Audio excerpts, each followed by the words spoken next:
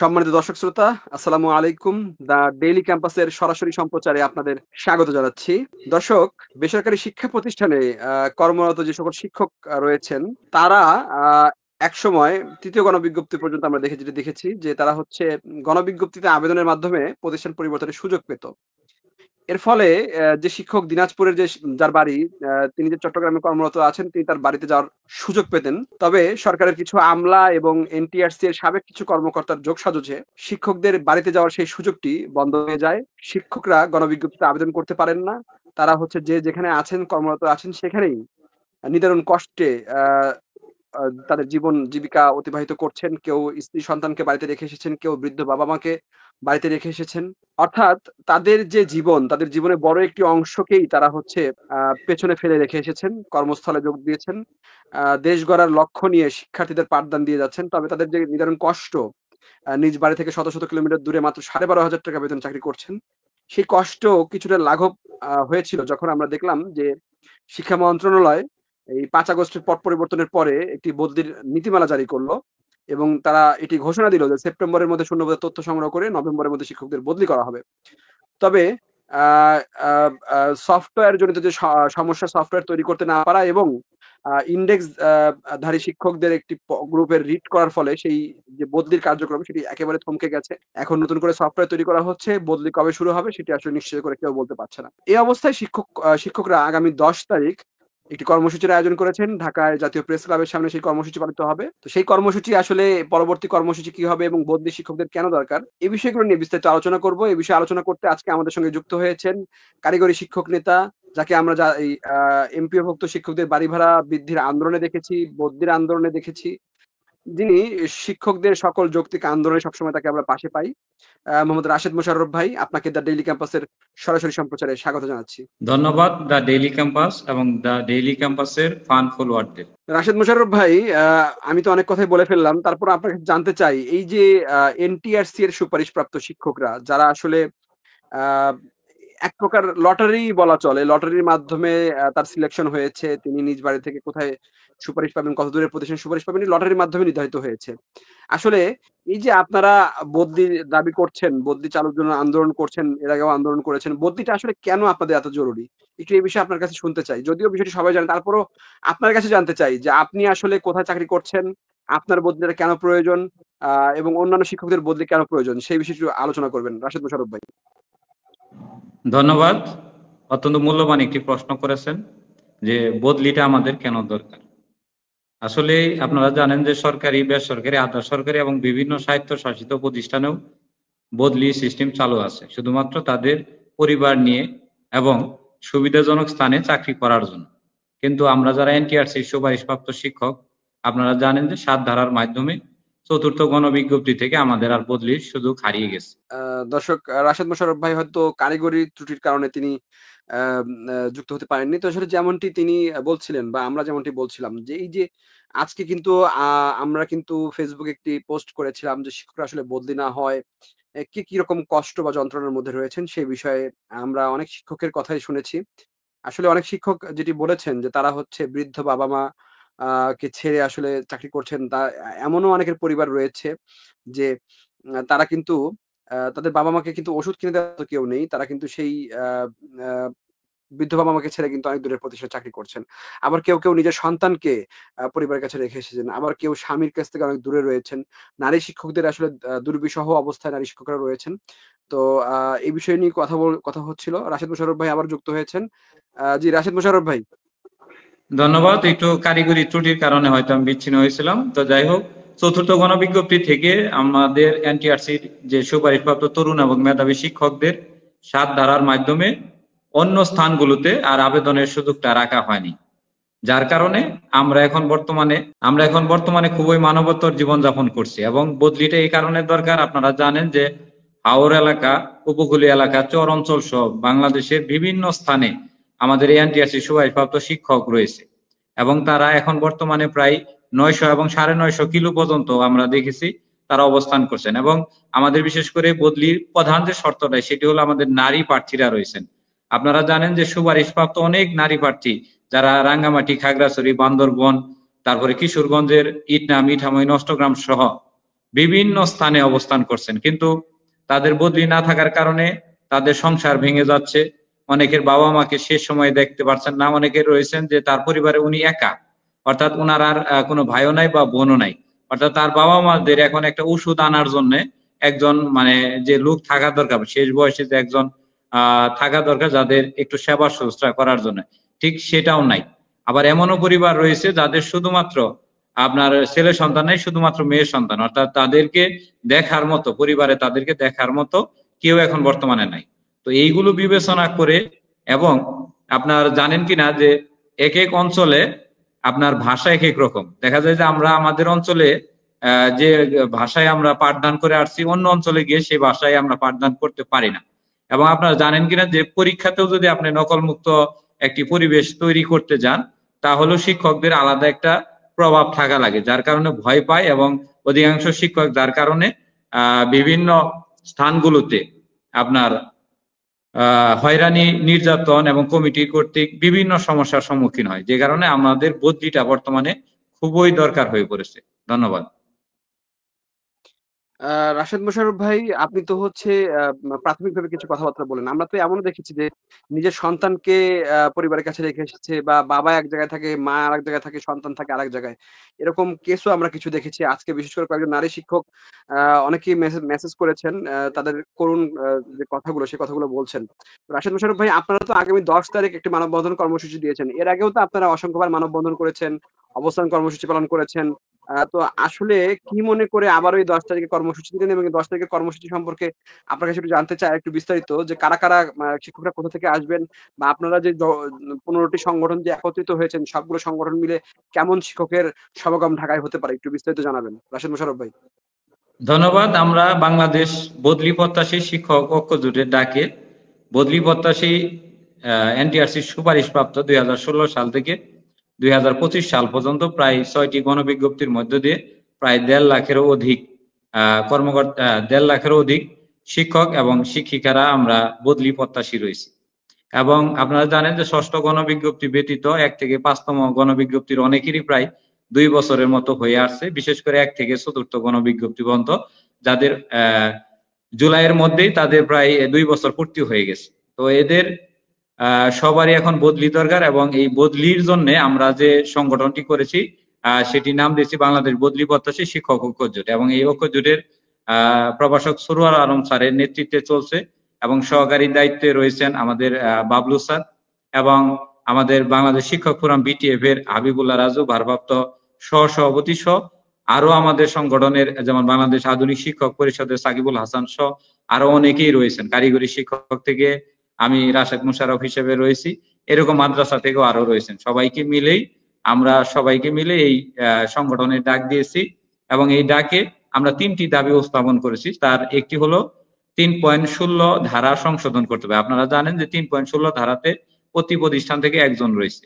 আমরা এটি বিরোধিতা করে আমরা সেখানে উপস্থাপন করব যে আমাদের এনটিআরসির সুপারিশপ্রাপ্ত যত শিক্ষক থাকবে বা প্রতিষ্ঠানে যত শিক্ষক থাকবে তার 50% শিক্ষককে বদলির আওতায় আনতে হবে। যদি 50% শিক্ষককে বদলির আওতায় আনে, বাদ বাকি 50% দিয়ে আশা করি ওই প্রতিষ্ঠানে কোনো ধরনের শিক্ষক সংকট হবে না। ওই একজন বা দুইজন দিয়ে আসলে এই বদলিটার যে মূল বা সঠিক উদ্দেশ্য সেটি পূরণ হবে না। সবচেয়ে বড় যে সমস্যাটি সেটি হলো, আমি বলি আপনারে, যেমন একটি কামিল মাদ্রাসা আপনি জানেন বা ফাজিল মাদ্রাসা, এই মাদ্রাসাগুলো আপনার প্লে বা নার্সারি তনে ধরা যায়, বা 1 ক্লাস থেকে একেবারে আপনার MA পর্যন্ত, অর্থাৎ এইগুলো MA পর্যন্ত একটা প্রতিষ্ঠানে যদি 4টা গণবিজ্ঞপ্তিও হয়, তারপরেও দেখবেন যে প্রায় 40+ শিক্ষক ওই সকল প্রতিষ্ঠানে যুক্ত হয়েছে। এখন এইগুলো মাদ্রাসাতে যদি আপনাকে এই MA পর্যন্ত একটা মাদ্রাসায় যদি একজন বা দুইজন বা তিনজন বদলি দেন, তাহলে আমি মনে করি যে বদলিটা দেওয়া হয়েছে, এই বদলি দিয়ে আগামী 15 বছরেও এই আপনার 40 বা 45 জন যে শিক্ষক আপনার এই প্রথম, দ্বিতীয়, তৃতীয়, চতুর্থ এবং পঞ্চম গণবিজ্ঞপ্তিতে যুক্ত হয়েছে তারা বদলি হতে পারবে না।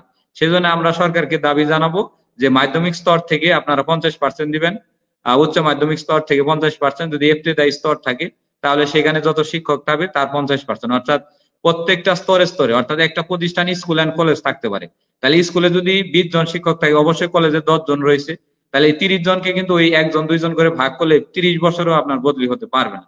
তো আমরা সরকারকে বিনীত অনুরোধ জানাই যে মোট শিক্ষকের 50% আকারে বদলি আনলে শিখন ঘাটতিও হবে না এবং বদলির যে সুফল সেটি আমরা পাবো। 2 নম্বরটি হলো যেটি আমাদের সবচেয়ে বড় দাবি, সেটা হলো যে সমপদ এবং সমস্কেলে একই সফটওয়্যারের মাধ্যমে বদলি। আপনারা জানেন যে 3টি অধিদপ্তরের মাধ্যমে 3টি সফটওয়্যার করতে গেলে সরকার একটি বিরাট অঙ্কের টাকা খরচ হবে, পাশাপাশি সময় যাবে, শ্রম যাবে এবং গবেষণার কাজেও বিভিন্ন ভাবে আমাদের সময় কালক্ষেপণ করা হবে এবং এটি আসলে তেমনটা সার্থক বয়ে আনবে না। যেমন আমি মাদ্রাসা, দেখা যায় যে সারা বাংলাদেশে কারিগরিভুক্ত মাদ্রাসা তেমনটা নাই 89টা, এরকম অনেক মাওসিভুক্ত স্কুল মানে ভোকেশনাল স্কুল রয়েছে, এরকম নাই। আবার অনেকে রয়েছে স্বতন্ত্র কারিগরি, তো তারা যদি স্বতন্ত্র কারিগরি তার জেলাতে এমনও রয়েছে, তার জেলাতে সে প্রথম স্থান অর্জন করেও সে ওই জেলাতে আপনার মেরিটে টিকে নাই বা অন্য জেলাতে এসেছে।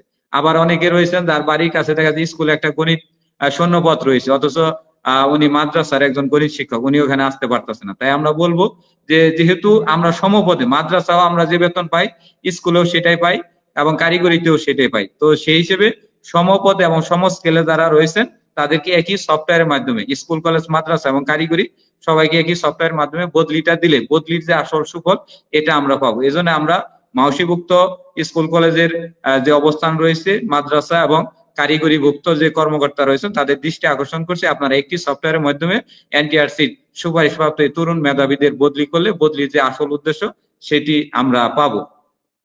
তারপরে 3 নম্বর দাবিটি হলো যে অতি দ্রুত সফটওয়্যারের যে সমস্যা রয়েছে সেই সমস্যাটি সমাধান করে সফটওয়্যার জনিত যদি কোনো সমস্যা থাকে সেটি স্কুল, কলেজ, মাদ্রাসা এবং কারিগরি যে অধিদপ্তর গুলো রয়েছে অধিদপ্তর গুলো একসাথে বসে একটি সফটওয়্যারে এনে এটি যেন সমাধান করে অতি দ্রুত, অর্থাৎ আমাদের আপনারা জানেন যেটা আগে বলেছেন যে নভেম্বরের মধ্যে আমাদের বদলি সার্কুলার দিয়ে ডিসেম্বরের মধ্যে যোগদান করার কথা ছিল, কিন্তু এখন যেহেতু নভেম্বর মাস এসে পড়েছে এবং সফটওয়্যার জনিত যে সমস্যা তৈরি হয়েছে এবং আমরা দীর্ঘদিন আপনারা জানেন কূটনৈতিক তৎপরতা এবং এর পাশাপাশি স্মারকলিপি এবং এর পাশাপাশি আমরা মানববন্ধন কর্মসূচিও দিয়েছি এবং আপনারা জানেন যে প্রত্যেকটি মানববন্ধন কর্মসূচি এবং স্মারকলিপি আমরা ডিএমপি কমিশনার বরাবর অনুমতি নিয়েছিলাম এবং শান্তিপূর্ণভাবে আমাদের সকল কর্মসূচি সম্পন্ন করছি।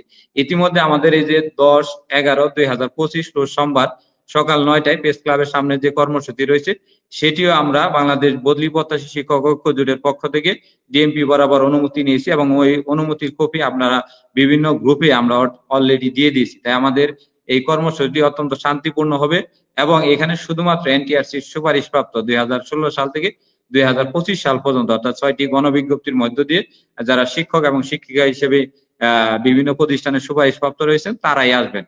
তো আমাদের এই 3টি দাবি রয়েছে মোটামুটি বাংলাদেশ বদলি প্রত্যাশী শিক্ষক ঐক্য জোটের পক্ষ থেকে। ধন্যবাদ। ধন্যবাদ রাশেদ মোশাররফ ভাই, আপনার দাবিগুলো খুবই যৌক্তিক এবং দাবিগুলো আশা করি সরকার পূরণ করে দেবে। আমি একটু যেটা জানতে চাই যে আপনি যেমনটি বললেন যে একই সফটওয়্যারের মাধ্যমে 3 অধিদপ্তরের শিক্ষকের জন্য বদলি হতে পারে। আসলে শিক্ষকদের তো এরকম আরেকটি দাবি আছে যে আন্তঃ অধিদপ্তর তারা বদলির একটি দাবি জানিয়েছেন যে আন্তঃ অধিদপ্তর অর্থাৎ মাদ্রাসা শিক্ষকরা যেন মাওসি অধিভুক্ত প্রতিষ্ঠানে বদলি হতে পারে, এরকম একটি দাবিও খুব সম্ভবত আছে। এই দাবি সম্পর্কে আপনার কাছে একটু জানতে চাই রাশেদ মোশাররফ ভাই। জি ধন্যবাদ। এটি আসলে আমাদের যে সমস্কেল এবং সমপদের বিষয়টা তার সাথে আন্তঃবদলিটা হয়ে যাবে। আমরা বলছি যে মাওসি, মাদ্রাসা এবং কারিগরি 3টি অধিদপ্তর মিলে একটি সফটওয়্যার হবে এবং একটি সফটওয়্যার যেমন আমি সহকারী শিক্ষক বাংলা আছি, আরেকজন সহকারী শিক্ষক মাদ্রাসার ইংরেজি রয়েছে, কেউ আবার কারিগরি ইংরেজি রয়েছে, তারা তো একই বই পড়ায়, অর্থাৎ একটি সফটওয়্যারের মাধ্যমে তার আন্তঃবদলি হোক, যার যেখানে সুবিধা সে সেখানে যাবে। এটা মানে তো এই নয় যে স্কুলের একজন প্রার্থী কলেজে বদলি হবে বা কলেজের একজন প্রার্থী স্কুলে আসবে, বিষয়টা এরকম না। অর্থাৎ সমপদ যদি থাকে, যেমন সহকারী শিক্ষক বাংলা এখানে আপনার মাদ্রাসায় রয়েছে, আবার সহকারী শিক্ষক বাংলা কারিগরিতে রয়েছে, অথবা সহকারী শিক্ষক বাংলা স্কুলে রয়েছে, অর্থাৎ একই পদ, একই স্কেল, একই বেতন, একই ডিউটি এবং প্রায় একই প্রশ্নপত্র এবং নিবন্ধন সিস্টেমটাও এই একই। তো সবার যদি একই হয় তাহলে যার যার সুবিধা অনুযায়ী, কারো মাদ্রাসা বাড়ির কাছে, কারো বা কারিগরি প্রতিষ্ঠান বাড়ির কাছে, কারো বা স্কুল বাড়ির কাছে, অর্থাৎ যার যে অবস্থানটা, যার যার উপজেলা বা জেলার ভিতরে যে প্রতিষ্ঠানগুলো কাছে সে তো সেইখানে আসবে। এখন বদলি নিয়ে যদি সে দূরেই চলে যাওয়া হয় তাহলে বদলির মূল উদ্দেশ্য পূরণ হলো না। সেজন্য আমরা এই যে আন্তঃবদলির যে একটি দাবি উঠেছে, এই দাবিটি অধিকাংশ আপনার কারিগরি এবং মাদ্রাসা ভুক্ত প্রতিষ্ঠান, আপনারা জানেন মাদ্রাসা খুবই কম এবং মাদ্রাসায় যারা সহকারী শিক্ষক এবং স্কুলে যারা সহকারী শিক্ষক বা কারিগরি যারা সহকারী শিক্ষক রয়েছে এখানে অনেক পদ পূরণ হয়ে গেছে। এখন যদি আপনার মাদ্রাসা টু মাদ্রাসা, কারিগরি টু কারিগরি বা স্কুল টু স্কুল বদলি হতে যায় তাহলে বদলির যে উদ্দেশ্য সেটা পূরণ হবে না এবং নারী প্রার্থীদের ক্ষেত্রে এটি আরো ভয়াবহ সমস্যা তৈরি করবে। ইতিমধ্যে আপনারা জানেন অনেক নারী প্রার্থী রয়েছে বা যারা এই যে বদলিজনিত সমস্যায় রয়েছেন, তাদের অনেকে সংসার ভেঙে যাচ্ছে। অনেকে দেখা যায় যে তারা দূরে থাকার কারণে তাদের হাজবেন্ড পরক্রিয়ায় জড়িত হয়ে গেছেন। আমরা ইতিমধ্যে বিভিন্ন সংবাদ মাধ্যমে দেখেছি। অনেকে আবার আত্মহত্যার পথও বেছে নিয়েছেন এবং আমরা অনেক শিক্ষকের দেখেছি যে দূরে চাকরি করার কারণে তারা যে শুক্র শনিবার সরকারি ছুটি থাকে, এটি আসলে তার কাছে ছুটি মনে হয় না। এবং সবচেয়ে বড় যে দুঃখজনক বিষয় সেটি হলো যে দেখা যায় যে বাড়ির অনেক প্রতিবেশী যার সাথে সে 15 বছর 20 বছর কাটাইছে, অথচ সে মারা গেলেও তার লাশটা দাফন করার মতো আপনার সুযোগ হয় না। এটি আসলে যে মানে বুক ভরা কষ্ট এবং যন্ত্রণা, এটি আসলে যদি সরকার না বুঝে আমাদের কষ্টটা কে বুঝবে? যেমন ধরেন আমার বাবা একজন রিটায়ার একজন সরকারি কর্মকর্তা। উনি এখন এমন অবস্থা হয়েছে, আমি এবার যখন বাড়ি থেকে আসি উনি পিছন থেকে আমার ধরে, বাবা তোমার বদলিটা কবে হবে, তুমি কি আসবা? আমি না তোমার কথা বারবার চিন্তা করি। অর্থাৎ এখন উনি কেমন যেন হয়ে গেছে, জানে আমারে দেখলে পরে উনি উৎফুল্ল হয়, আমি নাই যেন কাঁদে যে কবে আসবে, কবে শুক্রবার আসবে, কবে বৃহস্পতিবার আসবে। আমার যখন আমি বাড়ি থেকে আসি আমার নিজেরই কষ্ট হয় যে আমি যদি নিজ এলাকায় থেকে চাকরি করতে পারতাম, একটু মানসিক শান্তি পাইতাম, বাবা মার একটু সেবা শুশ্রূষা করতে পারতাম, আমি নিজেকে খুবই ধন্য মনে করতাম। মানে আমরা তো এমনি বাংলাদেশে যত সরকারি চাকরি এবং বেসরকারি এবং আধা সরকারি চাকরি রয়েছে তার মধ্যে সবচেয়ে কম মানের একটি চাকরিতে আমরা অবস্থান করছি।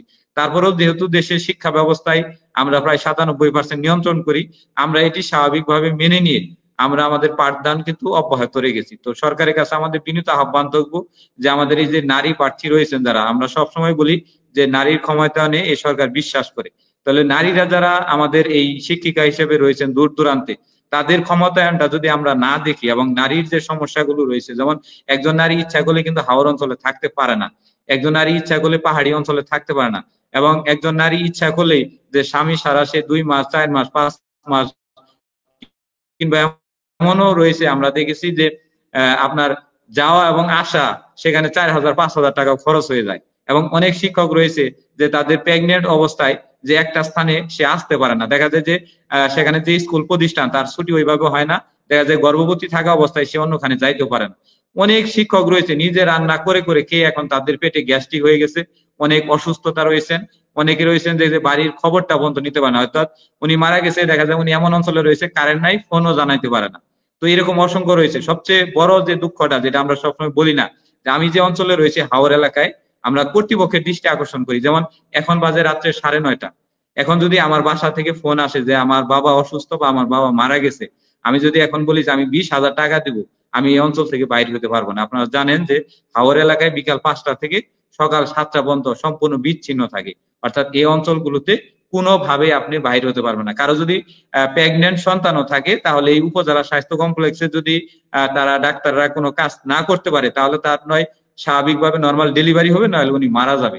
কিন্তু আপনার সদরে যাওয়ার মতো কোনো সুযোগ থাকে না। তো এরকম যেগুলো হাওর এলাকা রয়েছে, দুর্গম এলাকা রয়েছে, চর অঞ্চল রয়েছে এবং উপকূলীয় অঞ্চল যেমন রাঙ্গামাটি, খাগড়াছড়ি, বান্দরবন সহ যে অঞ্চলগুলো রয়েছে তারা খুবই একটা যাযাবর জীবনযাপন করছে, মানে তারা বলতে পারছে না। এর পাশাপাশি দ্রব্যমূল্যের যে ঊর্ধ্বগতি রয়েছে, এই ঊর্ধ্বগতিতে আমরা যে 12,500 টাকা এবং সেটি 5% ইনক্রিমেন্ট দিয়ে 2-1 বছর চলে গেলে যে টাকাটা হয়, এই টাকাতে কোনোভাবেই একজন বেসরকারি এমপিওভুক্ত স্কুল কলেজ মাদ্রাসা এবং কারিগরি শিক্ষা প্রতিষ্ঠানের একজন শিক্ষক কোনোভাবেই চলতে পারে না। তাই সরকারের এই মানবিক দিক বিবেচনা করে, যেহেতু বদলিতে সরকারের কোনো খরচ নেই, শুধুমাত্র ট্রান্সফার হবে, এক জেলা থেকে আরেক জেলায় আর যাবে, তো সেই হিসেবে সবাইকে এই সুযোগটি দিলে, অর্থাৎ আমাদের যে এনটিআরসি সুপারিশপ্রাপ্ত শিক্ষক রয়েছে তাদেরকে এই সুযোগটি দিলে আশা করি শিক্ষার মান উন্নয়ন হবে এবং বাংলাদেশে অনেকটা নকল মুক্ত হবে।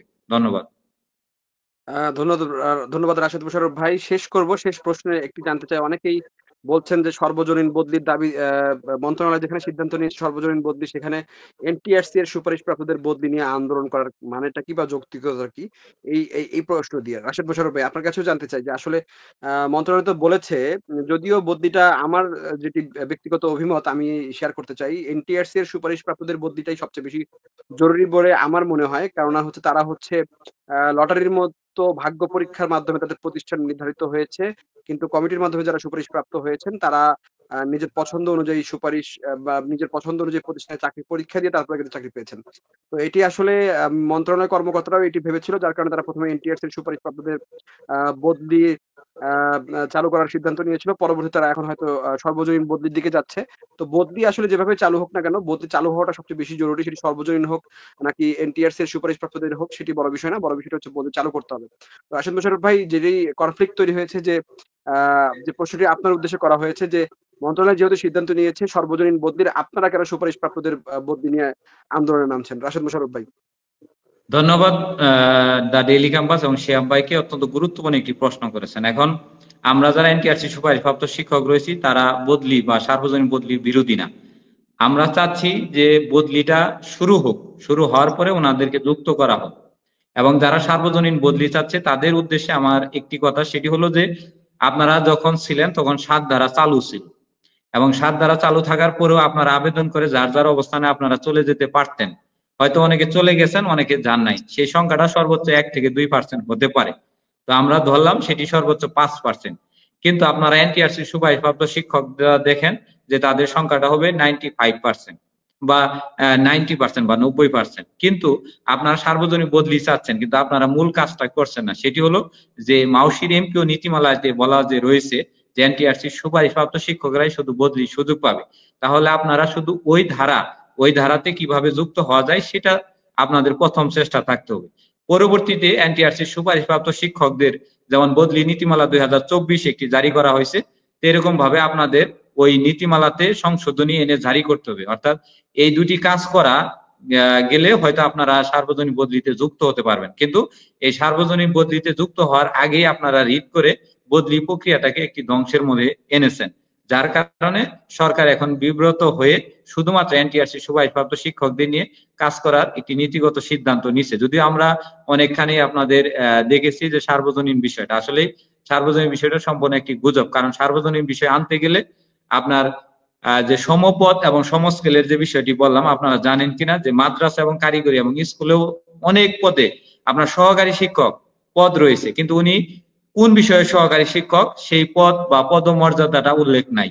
অর্থাৎ উনি কোন প্যাটার্নের শিক্ষক, যেমন এনটিআরসি শিক্ষকগুলো বাংলা, ইংরেজি, গণিত বা ট্রেড বিষয় বা সুনির্দিষ্ট করা রয়েছে, কিন্তু কমিটি নিয়োগপ্রাপ্ত অনেক শিক্ষকের পদ সুবিন্যস্ত নয়। অর্থাৎ উনি সহকারী শিক্ষক কিন্তু কোন বিষয় সেই বিষয়টি নির্দিষ্ট নয়। তো এগুলো যদি করতে যায়, এবং আপনারা জানেন এর পাশাপাশি প্রায় 65,000 জাল সনদধারী রয়েছে, যেটি মহামান্য হাইকোর্টেও আমাদের এনটিআরসি চেয়ারম্যান, যেটি আপনারা দা ডেইলি ক্যাম্পাস, ডেল্টা লাইভ সহ বিভিন্ন চ্যানেলে আপনারা দেখেছেন। এবং ইতিমধ্যে আপনারা কিছুদিন আগেও দেখলেন যে 181 জন প্রতিষ্ঠানের একজন কলেজের একজন প্রতিষ্ঠানে 81 জন স্টাফের মধ্যে 50+ হলে আপনার জাল সনদধারী। তো বিভিন্ন কারণে কমিটি নিয়োগে করতে গেলে অনেক সমস্যা তৈরি হবে। তবে আমরা চাচ্ছি যে এনটিআরসি সুপারিশপ্রাপ্ত শিক্ষকদের যে বদলি নীতিমালা রয়েছে, যেটা আপনারা জানেন যে 53 বছর পরে এই বাংলাদেশে এমপিওভুক্ত শিক্ষার একটি নবজাগরণের একটি নব সূচনা রয়েছে, যে এনটিআরসি সুপারিশপ্রাপ্ত শিক্ষকদের বদলি। তো এই বদলিটা চালু করে পরবর্তীতে যেন তাদেরকে যুক্ত করা যায়, সেজন্য আমরা তাদেরকে কর্তৃপক্ষের কাছে বিনীত আহ্বান জানাই। এর পাশাপাশি সার্বজনীন নিয়ে যারা আমাদেরকে বিভিন্ন সময় বাজে মন্তব্য করছেন তাদের সুদৃষ্টি আকর্ষণ করে বলি যে আপনারা, আমি যে দুটি কথা বললাম যে নীতিমালা অ্যাড করা এবং আপনারা প্রজ্ঞাপন নিয়ে এনে মাঠে নামলে এটি সবচেয়ে ভালো হয়। এছাড়া কাদা ছোড়াছুরি করে নিজেদের মধ্যে অবস্থান খারাপ করাটা অত্যন্ত দুঃখজনক। রাশেদ মোশাররফ ভাই, আপনাকেও ধন্যবাদ। আসলে বদলি নিয়ে কনফ্লিক্ট বা বদলির বিরোধী বা কোনো কিছুই আমাদের উদ্দেশ্য না। আমাদের উদ্দেশ্য হচ্ছে শিক্ষকদের যে দুর্দশা, সেই দুর্দশা থেকে তারা যেন বের হয়ে আসতে পারে। সেটি হচ্ছে সেই কথাগুলোই আমরা সরকারের উচ্চ পর্যায়ে পৌঁছে দিতে চাই। সেজন্যই মূলত আমরা নিউজ বা এরকম এ ধরনের টক শো আয়োজন করে থাকি।